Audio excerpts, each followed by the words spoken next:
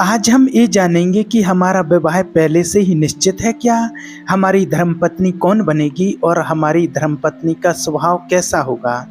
ये सब जानने के लिए वीडियो को पूरा अंत तक देखें, इससे आपको बहुत कुछ जानने को मिलेगा। तो चलिए शुरू करते हैं।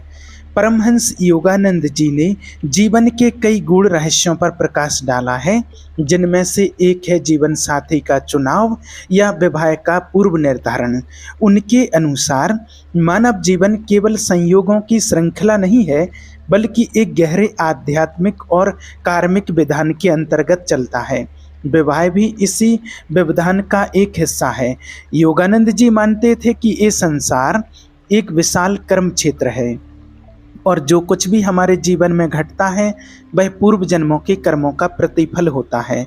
हम जिन लोगों से मिलते हैं, जिनसे संबंध बनते हैं और विशेषकर जिससे हम विवाह करते हैं, वह कोई आकस्मिक घटना नहीं होती है, बल्कि पूर्व जन्मों में बने रिश्तों, अधूरी इच्छाओं, वचनों और कर्मों की परिणति होती है। विवाह उस आत्मिक अनुबंध का परिणाम होता है जिसे आत्माएं जन्म जन्मांतर में निभाती हैं। उनके दृष्टिकोण से आत्माएं एक दूसरे को कई जन्मों से जानती हैं। विवाह उस पुनर्मिलन का माध्यम है जो आत्माओं को फिर से एक साथ लाता है, ताकि वे अपने अधूरे कर्म पूरे कर सकें, एक दूसरे के विकास में सहायक बन सकें और साथ मिलकर ईश्वर के मार्ग पर आगे बढ़ सकें। इसलिए वो ये नहीं मानते कि विवाह केवल एक सांसारिक सुख या सामाजिक व्यवस्था के लिए होता है। इसके पीछे आत्मिक उद्देश्य होता है। यह पूर्व निर्धारण किस प्रकार होता है, ये पूरी तरह ईश्वर के न्याय, व्यक्ति के कर्म और आत्मा की यात्रा की स्थिति पर निर्भर करता है। विवाह केवल एक सामाजिक अनुबंध नहीं है, बल्कि एक दिव्य योजना का हिस्सा है जिसमें आत्माएं अपनी उन्नति के लिए, अपने रणों और वचनों को पूरा करने के लिए पुण्य एक दूसरे से जुड़ती हैं। यही कारण है कि कुछ विवाह इतने गहरे, आत्मिक और स्थायी लगते हैं, जबकि कुछ केवल कुछ कार्मिक बंधनों के पूर्ण होने तक टिकते हैं और फिर टूट जाते हैं। योगानंद जी यह भी कहते हैं कि यदि कोई व्यक्ति सच्चे मन से ईश्वर की शरण में आता है तो ईश्वर उसकी सभी योजनाओं को पुनर्गठित कर सकता है। अर्थात यदि किसी व्यक्ति का मन ईश्वर की ओर केंद्रित हो जाता है और वह सांसारिक बंधनों से ऊपर उठ जाता है, तो वह अपने पूर्व निर्धारित विवाह या संबंधों से भी मुक्त हो सकता है, क्योंकि अंतिम उद्देश्य है मोक्ष और आत्मा की पूर्ण मुक्ति। इसलिए उनके अनुसार विवाह पहले से तय है, लेकिन वह निर्णय किसी अज्ञात भाग्य या संयोग का परिणाम नहीं, बल्कि हमारे अपने कर्मों, इच्छाओं और आत्मा की यात्रा का हिस्सा होता है। और यदि कोई व्यक्ति सच्चाई को समझते हुए विवेकपूर्ण और आत्मिक जीवन जीता है, तो वह अपने विवाह को भी एक साधना का रूप दे सकता है, जिससे दोनों आत्माएं मिलकर एक दूसरे के माध्यम से ईश्वर की प्राप्ति की दिशा में अग्रसर हो सकें। यह प्रश्न अत्यंत गूढ़ है और इसकी जड़ें केवल भविष्य की उत्सुकता में नहीं, बल्कि आत्मा की यात्रा और जीवन के गहरे रहस्यों को समझने की जिज्ञासा में भी छिपी है। जब कोई ये जानना चाहता है कि उसकी धर्मपत्नी कैसी होगी, तो वह केवल एक साथी की छवि नहीं खोज रहा होता, बल्कि ये भी जानना चाहता है कि वह जीवन में किस प्रकार की आत्मा के साथ जुड़ने वाला है, जिससे उसका जीवन सोच पर, आत्मिक विकास पर प्रभावित होगा। परमहंस योगानंद जी की दृष्टिकोण से देखें तो किसी व्यक्ति की धर्मपत्नी कैसी होगी, ये केवल वर्तमान जीवन के निर्णयों से तय नहीं होता। ये आत्मा की एक लंबी यात्रा का परिणाम होता है, जिसमें पूर्व जन्मों की स्मृतियाँ, संबंध और अधूरे कर्म बंधन शामिल होती हैं। धर्मपत्नी वह आत्मा होती है जो पूर्व जन्मों में आपके साथ जुड़ी रही है और कुछ ऐसे कार्य या अनुभव अधूरे रह गए हैं जिन्हें इस जन्म में पूरा करना है। धर्मपत्नी का स्वभाव भी केवल संयोग नहीं होता, उसका स्वभाव वैसा ही होता है जैसा आपके साथ के संतुलन और कार्मिक संतुलन के लिए आवश्यक है। यदि आपके भीतर कुछ अधूरी सीखें हैं, तो संभव है कि वह स्त्री आपके जीवन में उन शिक्षाओं को पूरा करने के लिए एक दर्पण के रूप में आए। यदि आपने पूर्व जन्म में किसी स्त्री को कष्ट पहुंचाया हो, तो वह आत्मा इस जन्म में आपके सामने एक नई भूमिका के रूप में प्रकट हो सकती है, ताकि वो कार्मिक ऋण चुकाया जा सके। हो सकता है वो अत्यंत सहनशील, प्रेममयी और आत्मिक रूप से विकसित हो। यदि आपका जीवन भी ईश्वर की ओर उन्मुख है, ऐसे में वह आपकी साधना में सहायक बन सकती है। पर यदि आप अभी भी जीवन के भौतिक आकर्षणों में बंधे हैं, तो संभव है कि वह भी वैसे ही प्रवृत्तियों वाली हो, ताकि आप दोनों एक दूसरे के माध्यम से इन प्रवृत्तियों को जीकर उनसे ऊपर उठ सकें। उसका स्वभाव आपके कर्मों का प्रतिबिंब हो सकता है, पर साथ ही वह ईश्वर की ओर से एक अवसर भी हो सकती है आपको प्रेम, सहिष्णुता, त्याग और सेवा जैसे गुणों में परिपक्व करने के लिए।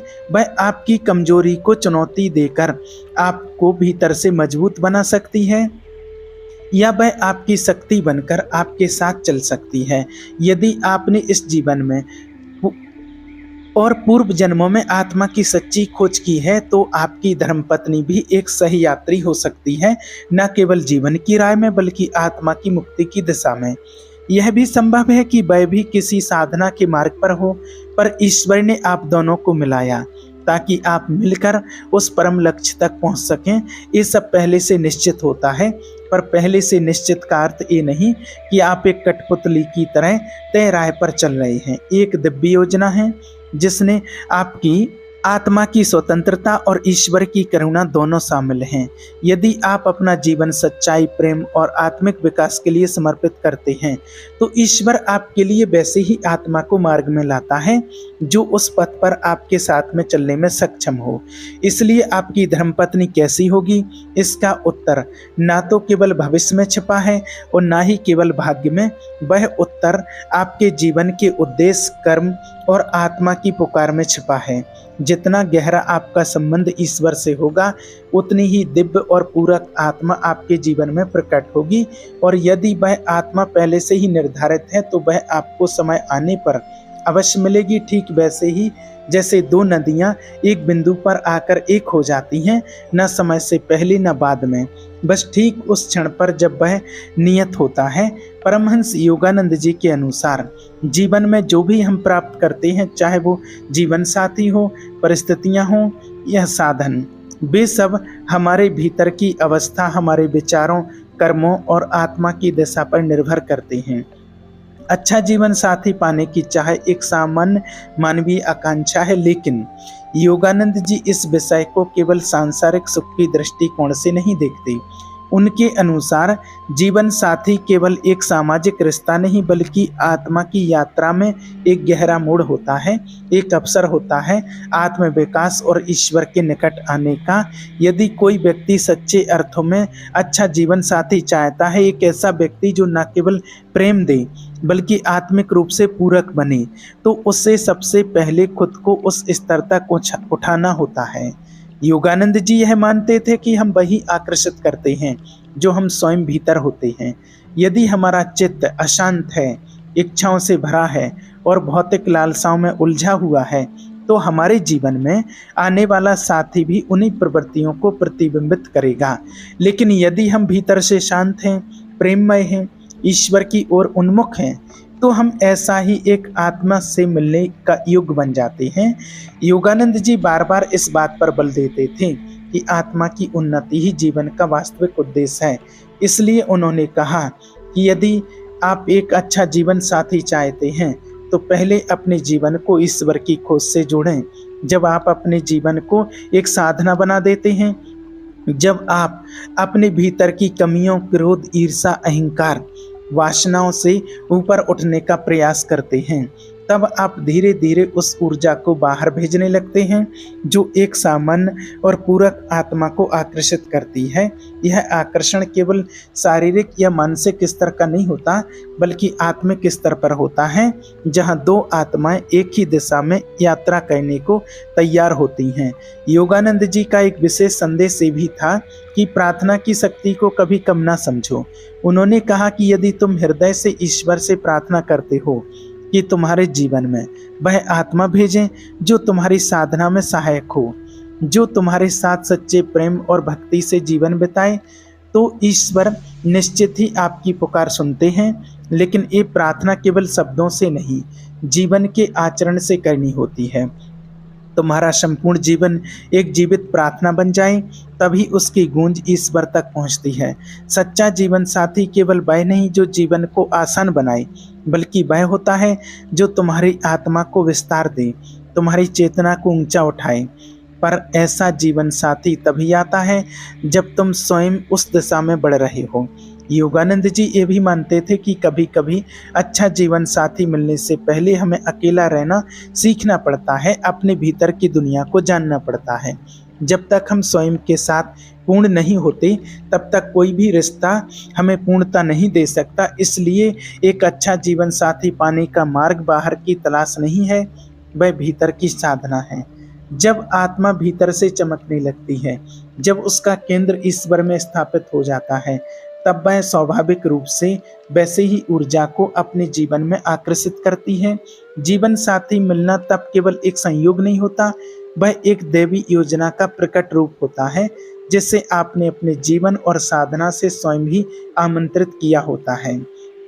योगानंद जी के अनुसार यदि आप सच्चे मन से ईश्वर को अपना पहला प्रेम बना लेते हो, तो ईश्वर आपके जीवन में वह सब भेजता है जो तुम्हारी आत्मा की पूर्णता के लिए आवश्यक है, चाहे वह एक जीवन साथी हो या ईश्वर स्वयं। परमहंस योगानंद जी के जीवन और शिक्षाओं में योग साधना को केवल ध्यान करने या आंखें बंद कर बैठकर आंखें बंद करने की क्रिया नहीं माना गया है, बल्कि उन्हें इसे जीवन का मूल आधार बताया गया है। एक ऐसा विज्ञान जो आत्मा को शरीर, मन और संसार के बंधनों से ऊपर उठाकर ईश्वर की ओर ले जाता है। विशेषकर यदि कोई व्यक्ति गृहस्थ जीवन में प्रवेश करना चाहता है, तो योग साधना उसके लिए अत्यंत आवश्यक और पवित्र तैयारी का मार्ग बन जाती है। योगानंद जी का यह स्पष्ट मत था कि बिना आंतरिक संतुलन और आत्मिक दृष्टि के कोई भी रिश्ता, चाहे वह विवाह ही क्यों ना हो, स्थायी सुख और शांति नहीं दे सकता। गृहस्थ जीवन में प्रवेश करना केवल एक सामाजिक बंधन में बंधना नहीं है, यह दो आत्माओं का मिलन है जो साथ मिलकर जीवन की जटिलताओं को पार करते हुए आत्मा के विकास की दिशा में आगे बढ़ती है। परंतु जब दो मन, दो स्वभाव और दो अलग अलग जीवन दृष्टियां एक साथ आती हैं, तो टकराव, भ्रम, अपेक्षाएं और असंतुलन स्वाभाविक होते हैं। यही वो स्थान है जहां योग साधना का महत्व प्रकट होता है। योग साधना हमें आत्मनिरीक्षण करना सिखाती है। जब हम ध्यान करते हैं, अपने भीतर उतरते हैं, तो हम अपने मन की गति, अपनी भावनाओं की गहराई और अपने भीतर चल रहे संघर्षों को स्पष्ट रूप से देखने लगते हैं। यह स्पष्टता हमें अपने जीवन साथी के साथ संबंधों में अधिक संवेदनशील, सहिष्णु और समझदार बनाती है। जब हम अपने भीतर की शांति को अनुभव करने लगते हैं, तो हम बाहरी परिस्थितियों या व्यक्ति को ही अपने सुख दुख का कारण मानना बंद कर देते हैं। तब विवाह किसी अपेक्षा या मांग का नाम नहीं रहता, बल्कि वह सेवा, प्रेम और साझे आध्यात्मिक विकास का एक माध्यम बन जाता है। योग साधना का एक और बड़ा लाभ ये होता है कि यह अहंकार को धीरे धीरे गलाने लगती है। अधिकांश वैवाहिक समस्याएं तब जन्म लेती हैं जब दो लोग केवल अपने दृष्टिकोण को सही मानते हैं, जब संवाद के स्थान पर टकराव होता है। लेकिन जब योग साधना से भीतर विनम्रता, सहनशीलता और मौन का अभ्यास विकसित होता है, तब आप जीवन साथी की बात को केवल सुनते नहीं, महसूस भी करते हैं। योग आपकी प्रतिक्रिया देने की आदत को शांत करता है और आपको प्रतिक्रियात्मक जीवन से हटाकर विवेकपूर्ण जीवन की ओर ले जाता है। योगानंद जी ने यह भी कहा कि जब कोई अपने भीतर ईश्वर के साथ संबंध स्थापित कर लेता है, तब वह अपने भीतर बाहरी संबंधों को अधिक दिव्य दृष्टि से देखने लगता है। विवाह तब केवल एक सांसारिक अनुबंध नहीं रह जाता, वह एक आध्यात्मिक प्रयोगशाला बन जाता है, जहां पति और पत्नी एक दूसरे को ईश्वर की जीवित प्रतिमा के रूप में देखने लगते हैं। जब ये दृष्टि विकसित हो जाती है, तब संबंध में आलोचना की जगह करुणा आती है। अब अपेक्षा की जगह सेवा आती है और दूरी की जगह एक आत्मिक निकटता जन्म लेती है। गृहस्थ जीवन में साधना आपको एक ऐसा केंद्र देती है जहां आप हर दिन लौट सकते हैं, चाहे बाहर का जीवन कितना भी व्यस्त या अशांत क्यों ना हो। यदि पति पत्नी दोनों साधना करते हैं तो वे केवल जीवन साथी नहीं रहते, वे साधना साथी बन जाते हैं। वे एक दूसरे की आत्मा को पहचानने लगते हैं, एक दूसरे की कमजोरियों को देखकर भी प्रेम करना नहीं छोड़ते और हर कठिन समय को एक दूसरे की सहायता से आत्मिक उन्नति का अवसर बना लेते हैं। इस प्रकार योग साधना न केवल गृहस्थ जीवन में प्रवेश के लिए आपको तैयार करती है, बल्कि विवाह को स्थायी, गहरा और आत्मा को जागृत करने वाला संबंध बनाने में भी सहायक होती है। जब साधना जीवन का हिस्सा बन जाती है तब विवाह भी तपस्या बन जाता है। वह तपस्या जिसमें प्रेम, क्षमा और एकता का दीप हर दिन जलता है। परमहंस योगानंद जी के अनुसार यदि गृहस्थ जीवन को कोई ईश्वर की ओर ले जाने वाले एक मार्ग की तरह देखा जाए तो योग साधना उसकी सीढ़ी है, और बिना उस सीढ़ी के जीवन साथी के साथ भी आत्मा अकेली रह जाती है।